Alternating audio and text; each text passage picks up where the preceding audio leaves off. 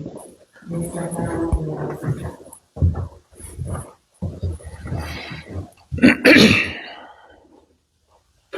ceux qui sont malades, Seigneur, des spiritualités de cerveler, Seigneur, qui est en rémission, Seigneur, qui puisse toujours la garder à causer ses douleurs, Seigneur. Bénis les deux filles de notre Michael et dans leur cœur, Seigneur, et grandis ces paroles. Eh oui, mon Dieu. Eh oui. Merci, Seigneur, pour tout, pour manger du bon Christ, Seigneur, Amen. Amen. Pour ce que l'Esprit veut nous donner ce matin, je vais vous inviter à tourner dans l'Évangile selon Luc, chapitre 17. On va lire du verset 20 au verset 21. Pour introduire le sujet de ce matin, dans l'Évangile selon Luc, chapitre 17.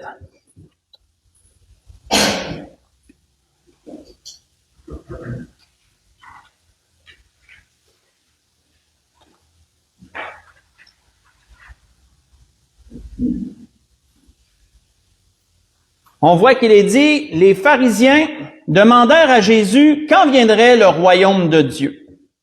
Il leur répondit, le royaume de Dieu ne vient pas de manière à frapper les regards. On ne dira point, il est ici ou il est là, car voici, le royaume de Dieu est au milieu de vous. On va arrêter ici. Voyez ici, frères et sœurs, la question des pharisiens n'était pas banale à ce temps-là. Parce que pour tout juif, la question du royaume était l'une des plus grandes espérances qu'ils avaient. D'après tout ce qu'ils avaient entendu dans les lectures, à tous les sabbats, quand on lisait les prophètes, la loi, etc., dans tout ce qui avait été enseigné par les rabbins, qui avait été répété par les pharisiens, les grands et les groupes religieux, les chefs religieux de ce temps-là, il avait été annoncé, d'après tout ce qui était dit, qu'un jour, Dieu enverrait son Messie, son oint, que son oint viendrait régner sur cette terre, qu'il rétablirait le royaume d'Israël et qu'il soumettrait les nations à son nom et qu'il régnerait et dominerait sur cette terre. Tout Juif avait cette espérance dans leur cœur et ils appelaient de tous leurs vœux ce temps glorieux. Surtout au temps où ils étaient, où le Seigneur était, parce qu'ils étaient dominés par les Romains. Et la domination romaine sur eux n'était pas un camp de vacances. Ce n'était pas quelque chose de joyeux. Les Romains n'étaient pas faciles à vivre comme dominateurs, comme chefs, on pourrait dire. Parce qu'ils avaient à se battre dans leur quotidien, d'une façon de parler, à se battre pour leurs droits. Ils avaient à se battre aussi pour leurs droits religieux, parce que les Romains ne considéraient pas la croyance juive comme étant une croyance d'État. Ils avaient leur propre Dieu, ils avaient leur propre système, et les Juifs devaient composer avec ça. Donc, ce n'était pas un temps facile. Et donc, la question ici que les pharisiens posent à Jésus, elle est retentissante. C'est une question que tout le peuple attendait, que tout le peuple désirait de tout leur cœur. Quand va venir le royaume de Dieu? Quand est-ce qu'il va s'établir? Et on voit que cette question, elle a été tellement dans le cœur de tous que même les apôtres, lorsque Jésus est ressuscité des morts et qu'il s'en est retourné, qu'il s'en allait retourner auprès du Père avant ce qu'on appelle son ascension, on voit que les apôtres ont posé cette question à Jésus. Ils ont dit, Seigneur, est-ce en ce temps que tu rétabliras le royaume d'Israël? Vous voyez ça dans Acte 1, verset 6. Eux aussi, les apôtres, comme juifs qui se respectent, avaient en vue ce royaume. Ils avaient tellement le désir de le voir s'établir. Et on voit que tout au long du ministère, ça a été une attente de la part du peuple. Ça a été une attente de la part du peuple que ce royaume s'établisse. Même au point qu'il nous est dit, pas besoin d'y tourner, dans Luc 19, verset 11, que à un certain moment, lorsque Jésus prêchait, qu'il accomplissait des miracles, le peuple pensait que le royaume allait s'établir là. Il pensait que ça allait venir là, à ce moment-là. On voit que Si tout le monde avait, frères et sœurs, un questionnement semblable à propos du royaume, c'est pas seulement parce que Jésus avait ravivé l'espoir de voir ce jour glorieux arriver, mais c'était parce que c'était le sujet principal de Jésus, et cela depuis le début de son ministère.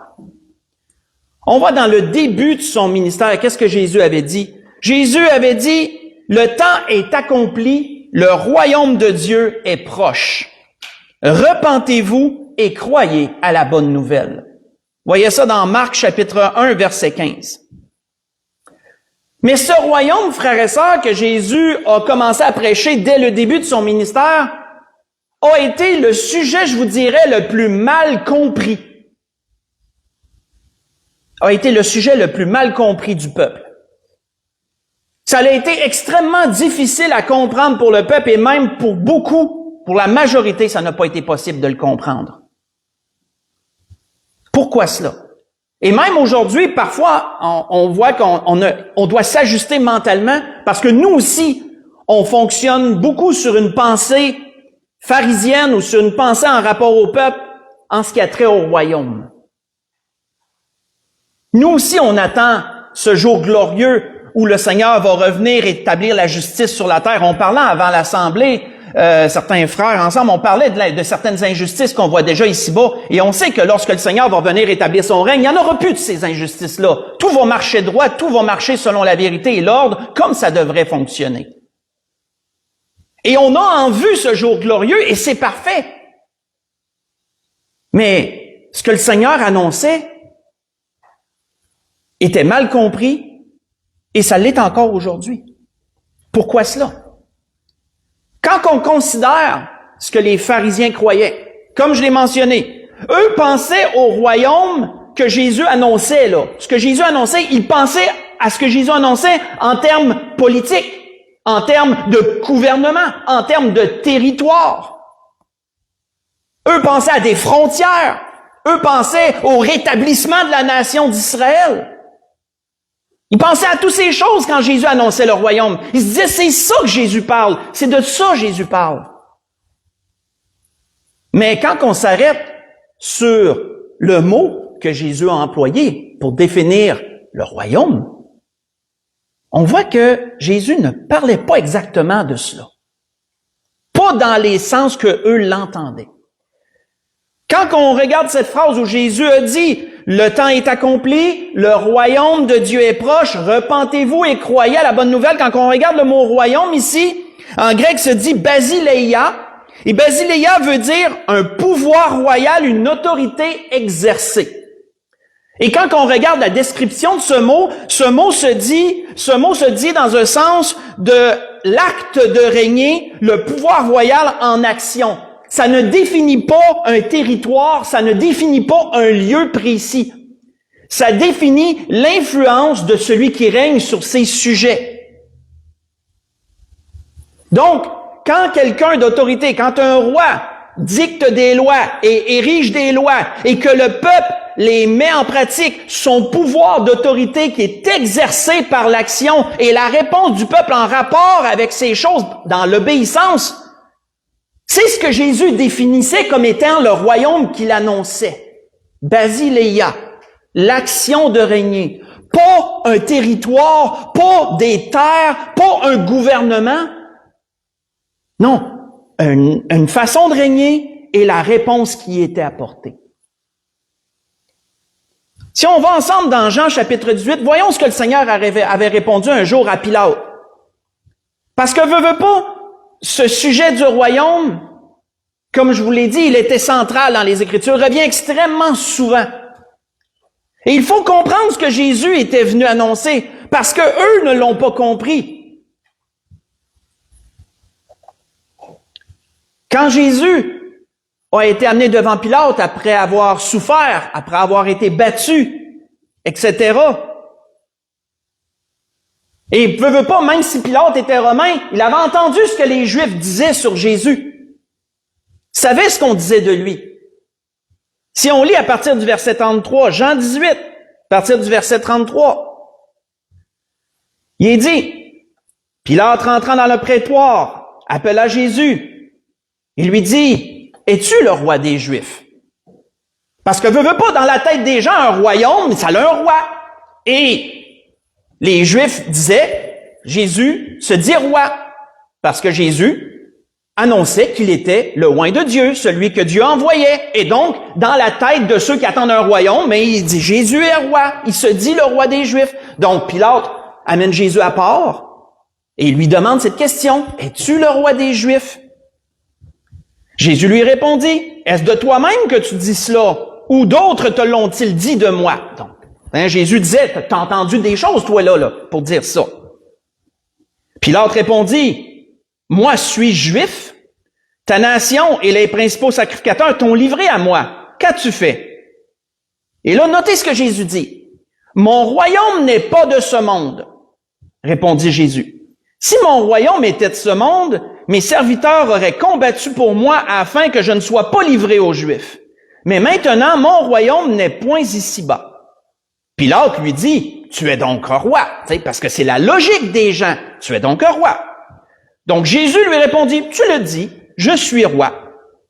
Je suis né et venu dans le monde pour rendre témoignage à la vérité. Quiconque est de la vérité écoute ma voix. » Et Pilate lui dit, « Qu'est-ce que la vérité? » On va arrêter ici. Arrêtons-nous sur la réponse que Jésus a fait à Pilate. Quand il a dit « Mon royaume n'est pas de ce monde ». Et Jésus amène la même logique que les hommes pensent en termes de royaume. Jésus dit, si mon royaume aurait été de ce monde, si mon royaume que j'annonce aurait consisté en une armée, un territoire, un gouvernement, ben Jésus dit, mes serviteurs auraient combattu pour moi. Vous auriez vu des légions en armes pour venir me sauver et empêcher que je sois pris. Mais Jésus dit, mon royaume n'est pas de ce monde. Jésus disait que la source de ce qu'il annonçait était différente de ce que eux pensaient. Et donc, ça ne fonctionnait pas. Le fonctionnement du royaume, selon ce que Jésus annonçait, n'était pas sous les mêmes termes que ce que l'homme entend lorsqu'il pense à un royaume. Et Jésus dit, ce n'est pas la même chose que je vous annonce. Mon royaume n'est pas de ce monde, la source n'est pas la même, le fonctionnement n'est pas le même. La définition même du royaume n'est pas la même. En d'autres mots. Quand on regarde ce que Jésus prêchait depuis le départ, on a vu le mot royaume, on a vu sa racine, on a vu ce que ça voulait dire. C'est l'acte de régner, c'est l'influence qui est exercée à travers du règne. Mais quand Jésus disait le royaume de Dieu est proche, encore là, comment les hommes l'entendaient? Quand on regarde la traduction et qu'on regarde un peu ce que les gens en pensaient, quand ils se disaient le royaume de Dieu est proche, ça veut dire Jésus nous dit c'est pas loin. Jésus nous dit c'est pas encore là, mais ça va arriver bientôt, ça va arriver à un moment donné, c'est proche. Mais est-ce que c'est vraiment ça que Jésus disait? Quand on regarde le mot grec ici pour proche, se dit pléro, et pléro veut dire en exécution présente, en accomplissement présente,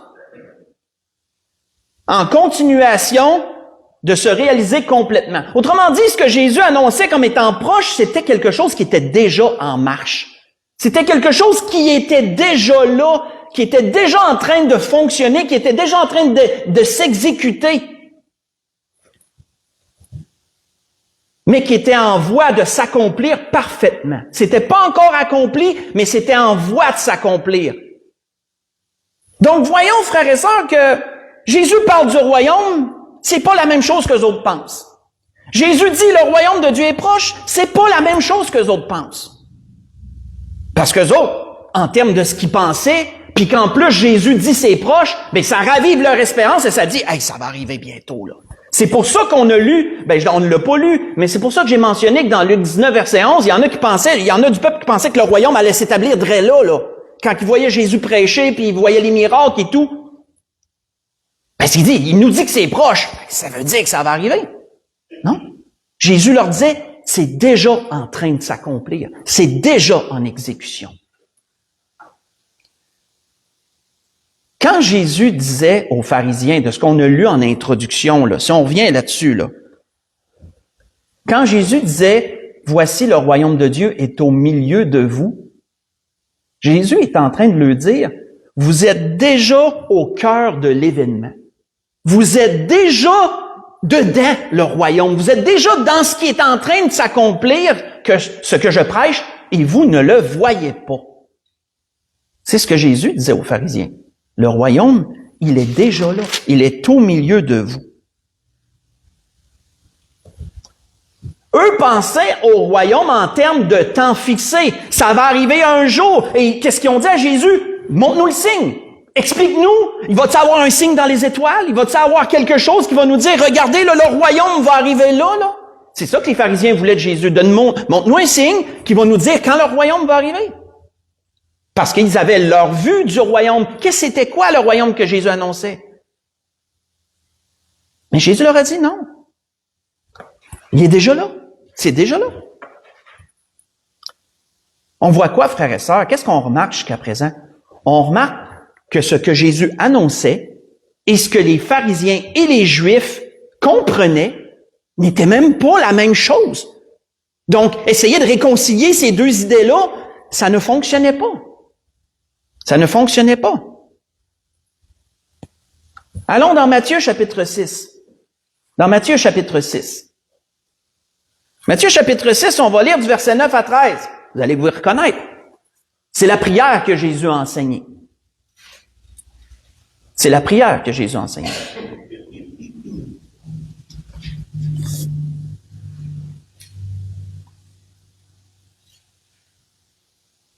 Matthieu chapitre 6, verset 9 à 13. Voici comment vous devez prier, disait Jésus.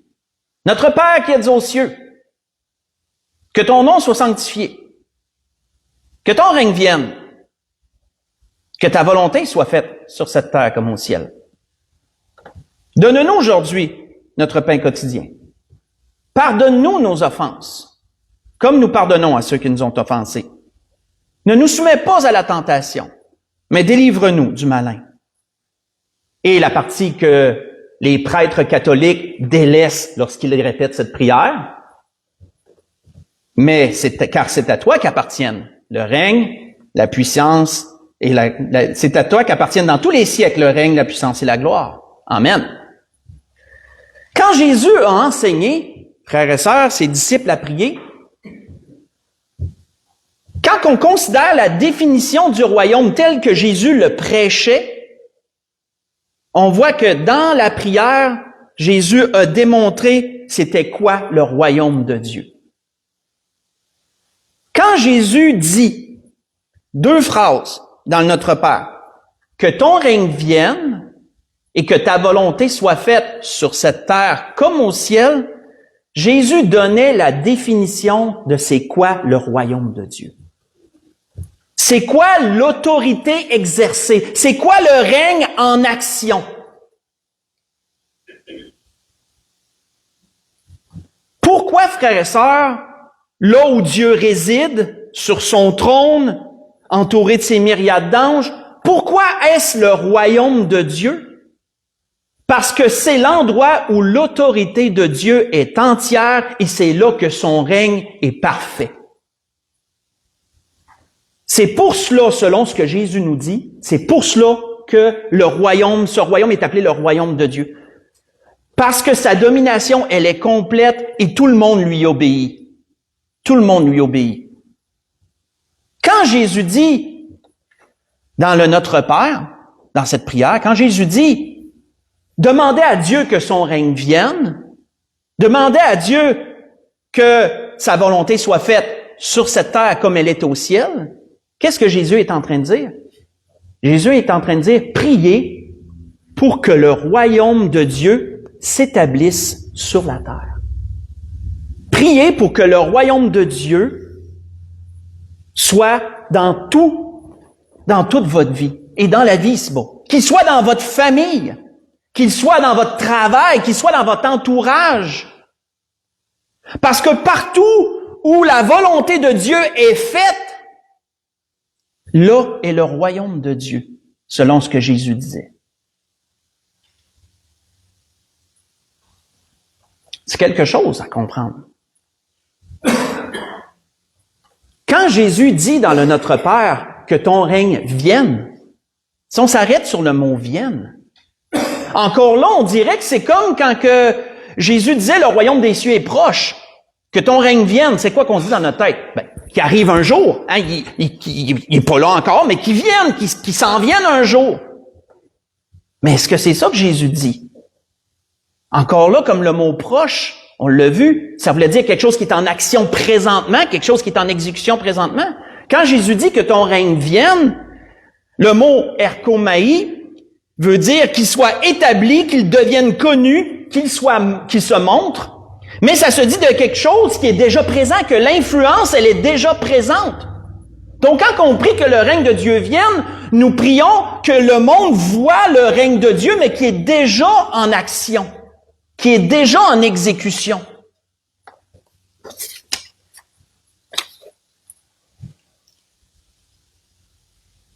Quand Jésus disait que le aux pharisiens, quand Jésus leur disait que le royaume de Dieu était au milieu d'eux, souvent, qu'est-ce qu'on se dit? Bon, on se dit, ça représente Jésus. Hein, Jésus était là, donc Jésus représente le royaume. Est-ce que c'est la personne de Jésus qui incarnait le royaume? Ou c'est la façon que Jésus vivait qui incarnait le royaume? Pourquoi Jésus? Qu'est-ce que Jésus faisait ici-bas? Comment il vivait, Jésus? Ben, on voit, faites juste écouter, qu'il nous est dit. Jésus leur a répondu un jour, « Je ne puis rien faire de moi-même. D'après ce que j'entends, je juge. Mon jugement est juste parce que je ne cherche pas ma volonté, mais la volonté de celui qui m'a envoyé. » Vous voyez ça dans Jean 5, verset 30. Jésus accomplissait parfaitement la volonté du Père en toutes choses. Il ne dérogeait en rien de la volonté de Dieu. Donc, il amenait ici-bas sur la terre la volonté de Dieu qui est en exécution au ciel. Donc, Jésus incarnait le royaume de Dieu, là où la volonté de Dieu, elle est entièrement exécutée et accomplie. C'est pour ça que Jésus disait aux pharisiens, le royaume de Dieu, il est déjà là au milieu de vous. J'incarne en ma personne la façon que le royaume fonctionne. En d'autres mots. En d'autres mots. Donc, demander dans notre prière que le règne de Dieu vienne, c'est qu'on désire qu'il soit manifeste aux yeux de tous, que tous voient le règne de Dieu. Demander que sa volonté soit faite sur la terre comme au ciel, c'est de demander que les mêmes conditions qui sont dans le royaume de Dieu, là où tous les anges lui obéissent et font sa volonté, mais on veut que sur cette terre, tout le monde obéisse au Seigneur et fasse sa volonté. Que son règne soit sur la terre comme il est dans les cieux, que son royaume puisse être vu ici-bas.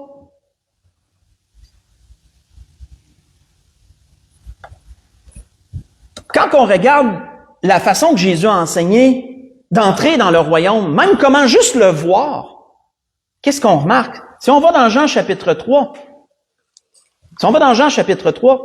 qu'est-ce qu'on remarque quand Jésus enseigne juste la façon d'entrer dans le royaume? Comme lui le définissait, tel que lui le définissait.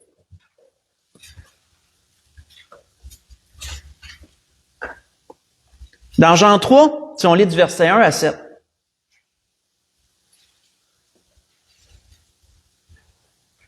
Vous allez vous y reconnaître, c'est lorsque un chef, un pharisien du nom de Nicodème, qui se questionnait justement sur ce que Jésus amenait, qui essayait de se faire une tête sur ce que Jésus apportait, ben de nuit, parce qu'il avait peur de ce que ses congénères diraient de lui, donc il est allé de nuit pour pas se faire voir, pour avoir un entretien seul, incognito avec Jésus. Ben il nous a dit, mais il y a un homme d'entre les pharisiens nommé Nicodème, un chef des Juifs, qui vint, lui, auprès de Jésus de nuit, et lui dit, « Rabbi, nous savons que tu es un docteur venu de Dieu, car personne ne peut faire ces miracles que tu fais si Dieu n'est avec lui. » Et notez que Jésus ne lui laisse même pas le temps de lui poser la question. Jésus va tout de suite aller au-devant et lui donner une affirmation. Jésus lui répondit parce que Jésus savait pourquoi il venait. Jésus savait la question qu'il voulait lui amener. Le pharisien voulait poser à Jésus la même question que tous se posaient à propos du royaume. Et qu'est-ce que Jésus prend les devants et qu'est-ce qu'il dit à Nicodème? Il dit, en vérité, je te le dis, si un homme ne naît de nouveau, il ne peut voir le royaume de Dieu. Est-ce que ça sonne comme un territoire, ça? Est-ce que ça sonne comme un gouvernement? Est-ce qu'on va dire, pour quelque chose de physique, pour un royaume physique, est-ce qu'on va dire à quelqu'un, ben, si tu ne nais pas, tu le verras pas? Non, on a besoin d'un royaume physique, ça se voit. Et si je vais en Chine, c'est un royaume au terme comme les hommes le définissent, hein, des frontières, avec des dirigeants, avec un territoire. Je vais le savoir que je suis pas dans le même royaume, entre guillemets, qu'au Canada, mettons. Je vais savoir que je suis ailleurs. J'ai pas besoin de naître de nouveau pour voir la différence, là. Mais Jésus dit, si quelqu'un ne naît de nouveau, il ne peut pas voir le royaume de Dieu. Donc, on voit que Nicodème, là, les points d'interrogation partout, hein, tu sais. Nicodème dit, comment un homme peut-il naître quand il est vieux? Donc, il pense en termes humains. Peut-il rentrer dans le sein de sa mère et naître? Jésus lui répondit, en vérité, je te le dis, si un homme ne naît d'eau et d'esprit, il ne peut entrer dans le royaume de Dieu. Ce qui est né de la chair est chair, ce qui est né de l'esprit est esprit. Ne t'étonne pas que je t'ai dit, il faut que vous naissiez de nouveau. On va arrêter ici. Donc, on voit que ce que Nicodème pensait et ce que Jésus y amenait, c'était encore des choses différentes.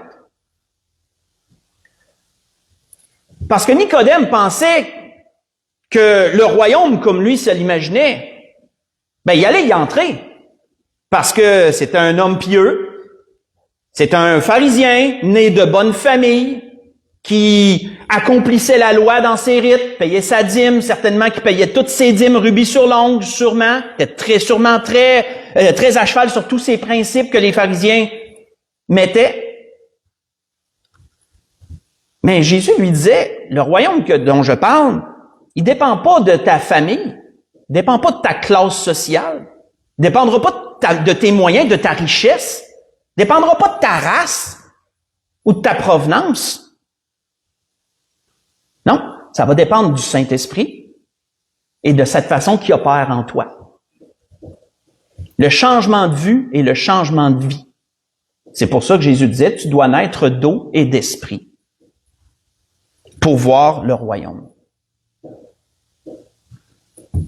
Et c'est ça, c'est de cette façon que Jésus annonçait, tu dois naître d'eau et d'esprit, qui incarne la nouvelle naissance.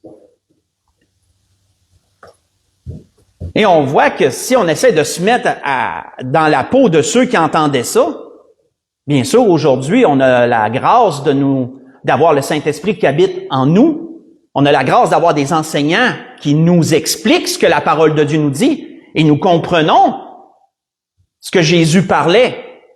Comment il faut naître d'eau et d'esprit. Comment nous devons nous soumettre à Dieu et accepter Jésus comme notre Sauveur et Seigneur.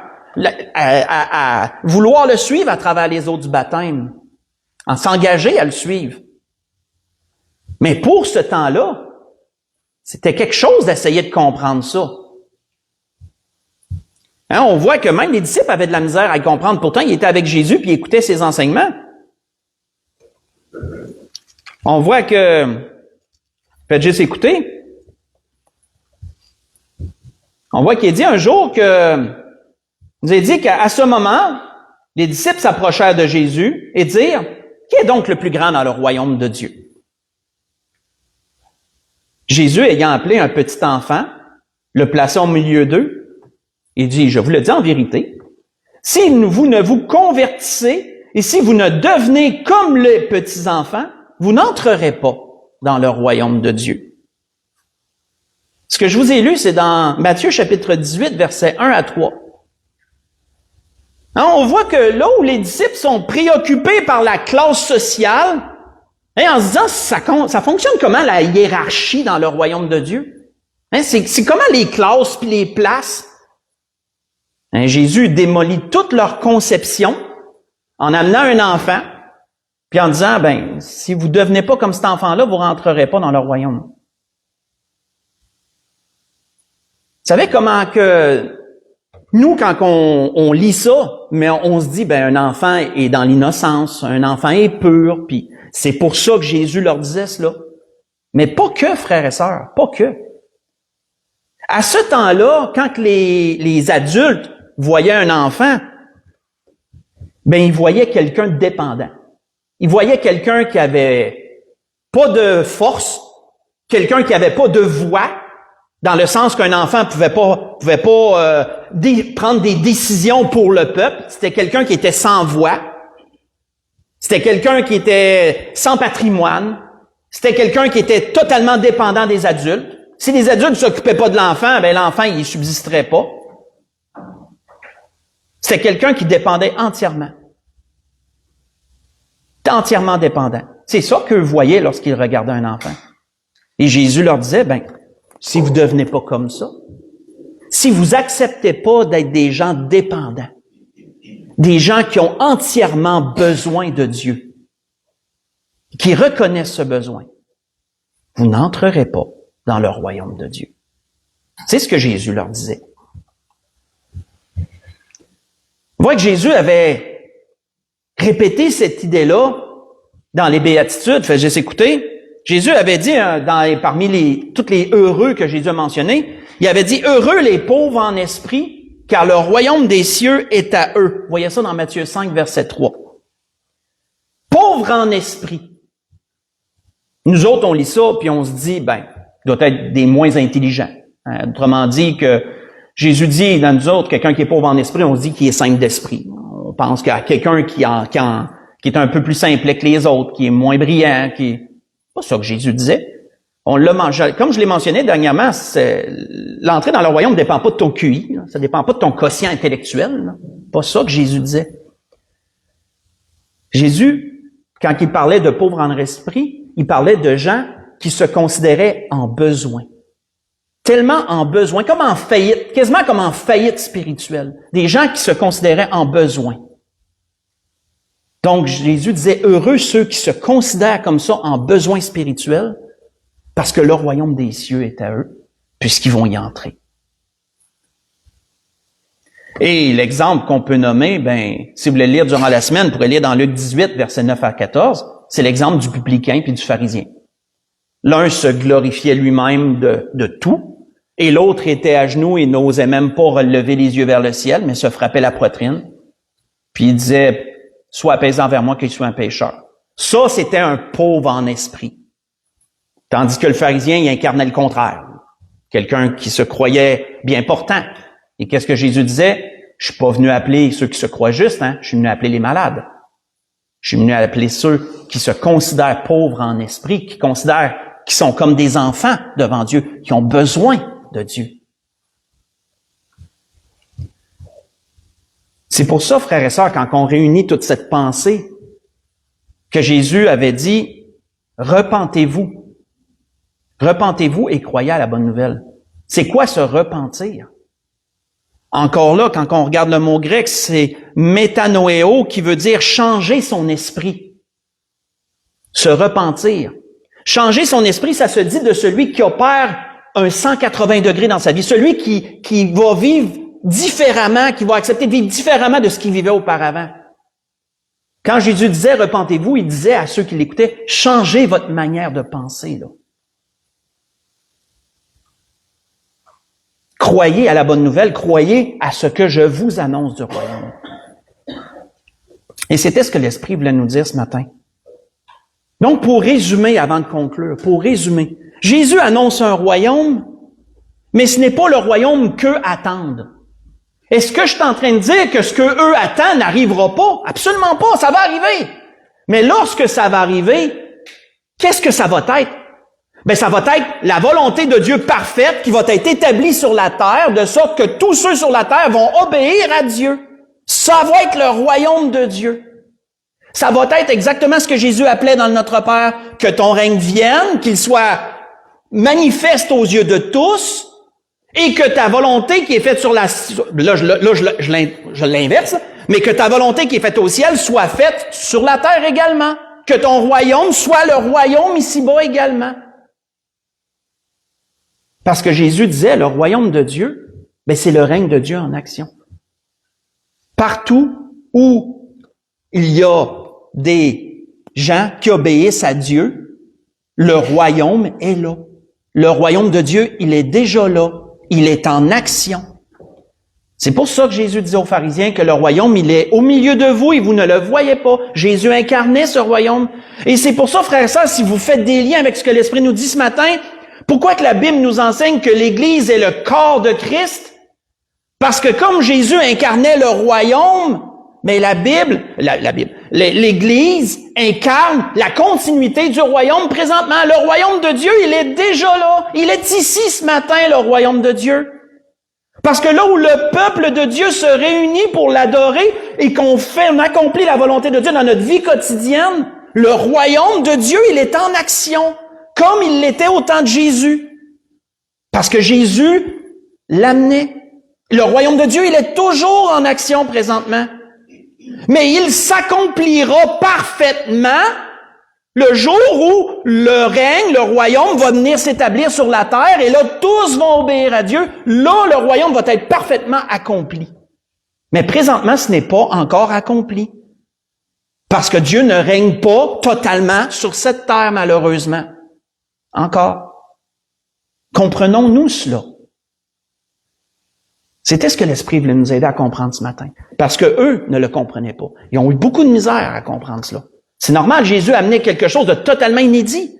Eux attendaient un événement physique, puis Jésus leur annonçait un événement qui était déjà là. Mais c'était tellement différent de ce qu'eux s'imaginaient qu'ils essayaient de se faire une tête là-dessus. C'était très difficile. Et lorsque quelqu'un accepte Jésus comme son Sauveur et Seigneur, qu'il entre dans la famille de Dieu, qu'il devient un enfant de Dieu, mais il entre dans un royaume qui est déjà là, qui est en exécution, qui est en fonction, qui est en marche, un royaume qui est déjà en marche. Il entre dans le royaume, jusqu'au jour où le royaume va venir parfaitement s'établir. Pour conclure, on va aller dans l'Ancien Testament et on va voir que c'était déjà annoncé comme ça. On va aller dans Daniel chapitre 2. Daniel chapitre 2. On va conclure là, ce que l'Esprit voulait nous dire ce matin. Dans Daniel chapitre 2, on va lire un verset, c'est le verset 44. Et je vous mets en contexte. Dieu donne une révélation à un roi païen, grand roi de ce temps-là, avec un empire très grand, bien établi, un royaume, entre guillemets, très bien établi. Mais cette révélation, il ne la comprend pas. Il ne peut pas la comprendre. Il n'y a pas l'Esprit de Dieu. Il ne la comprend pas. Ça prend quelqu'un qui a l'Esprit de Dieu pour lui expliquer. Et ça, c'est Daniel. Daniel lui explique cette grande vision qu'il a eue, qui était une statue, avec différentes parties qui représentaient différents royaumes. J'irai pas dans ces choses. Mais après lui avoir expliqué la statue, le roi lui avait vu qu'il y avait une pierre qui était comme jetée par quelqu'un, puis cette pierre-là, elle frappait la statue, puis elle la détruisait toute. Et cette pierre-là devenait une montagne, et elle emplissait toute la terre. Qu'est-ce que Daniel explique à propos de cette montagne? On le voit dans le verset 44, cette pierre qui s'est détachée. Sans l'aide d'aucune main, puis que briser la statue et tout. Daniel explique que dans le temps de ces rois, le Dieu des cieux suscitera un royaume. Notez ce qui est dit, dans le temps de ces rois. Autrement dit, pendant que certains de ces rois vont régner, pensez à l'Empire romain qui faisait partie de la statue. Dans le temps de ces rois, Dieu va susciter un royaume. Un royaume qui ne sera jamais détruit, qui ne passera point sous la domination d'un autre peuple. Il brisera et détruira tous ces royaumes-là et lui-même subsistera éternellement. Quand on regarde le mot royaume ici, en hébreu, ça se dit malkou. Et malkou veut dire autorité royale, règne, l'autorité exercée. Un peu le même mot que basileia qui était grec. C'est l'apparent du mot. C'est la même chose, autrement dit, très apparent. Donc, qu'est-ce que Daniel avait vu? Il avait vu qu'un jour, il s'établirait un royaume, et ce royaume-là pourrait pas être détruit. Mais comment ce royaume-là serait en marche? Ça serait pas des frontières. Ça serait pas des frontières physiques, pas du moins dans son exécution, dans son accomplissement, ça va le devenir, puisque la terre entière va obéir au Seigneur. Mais dans son exécution, ça serait pas, pendant que ces rois-là régnaient, ça serait pas en termes de territoire, ça serait en termes de volonté et d'accomplissement de règne. Et ce royaume-là pourrait pas être détruit. Regardez ce que Jésus a mis en place. Les hommes ont essayé de le détruire. Ont-ils réussi? Non. Le royaume est toujours en marche. Pourtant, les hommes ont essayé de le détruire. Hein? Combien ont essayé d'empêcher la chrétienté de faire son chemin dans le monde? Et pourtant, parmi toutes les nations de la terre, il y en a qui se sont convertis au Seigneur Jésus. Et les conversions continuent encore aujourd'hui. Le royaume des cieux continue de grandir. Le royaume des cieux continue de s'exécuter jusqu'à ce qu'il vienne totalement s'établir sur cette terre. Et c'est ça qu'on appelle de nos vœux. C'est ça qu'on appelle de nos vœux. Nous voulons habiter avec Dieu. Nous voulons être dans la présence de Dieu. Nous voulons être dans son royaume. Mes frères et sœurs, prenons en considération que nous sommes déjà dans son royaume présentement. Puisque nous faisons la volonté de Dieu, nous accomplissons sa volonté. Nous sommes dans son royaume. C'est en exécution. Ça va finir par s'accomplir un jour. Mais c'est ça qu'on doit prendre en considération, parce que c'était ça le message de Jésus. Le royaume des cieux est au milieu de nous, présentement encore, comme Jésus l'annonçait. Et c'était ce que l'Esprit voulait nous dire ce matin. On peut se lever pour un dernier cantique.